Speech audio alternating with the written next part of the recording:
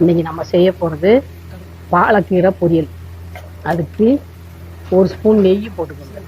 நெய் போட்டு கொஞ்சமாக கடுகு சீரகம் தாளிக்கிறது. பாலக்கீரையை நல்லா சுத்தம் பண்ணி கட் பண்ணி வச்சுக்கோங்க. கடுகு சீரகம் பொரிஞ்சதுக்கப்புறம்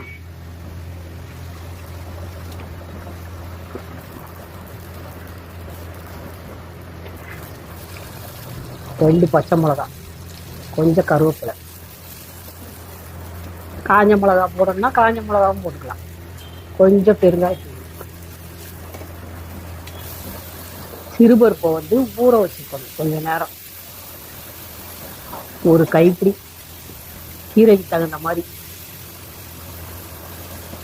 ஊற வச்சுட்டு அலசி அது சேர்த்து போட்டு வதக்கணும்.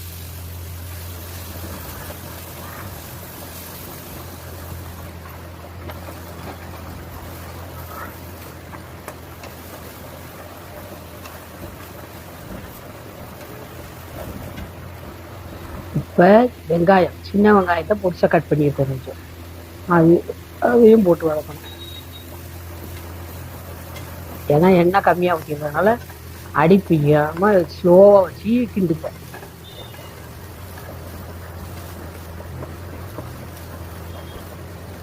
எதுக்குமே எண்ணெய் தேவையான அளவு சும்மா ஒரு ஸ்பூன் தான்.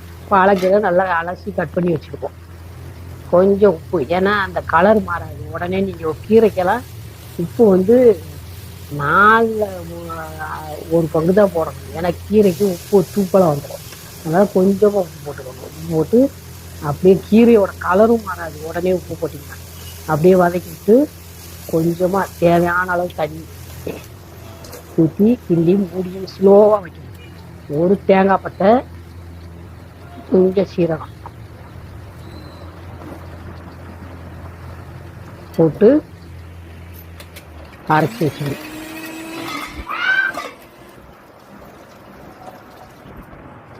கீரை வெந்ததுக்கப்புறம் கீரை வெந்துருச்சான்னு பாருங்க. அதுக்கப்புறம் வெந்துருச்சான்னு பார்த்துட்டு அப்புறம் தேங்காவை போடுங்க.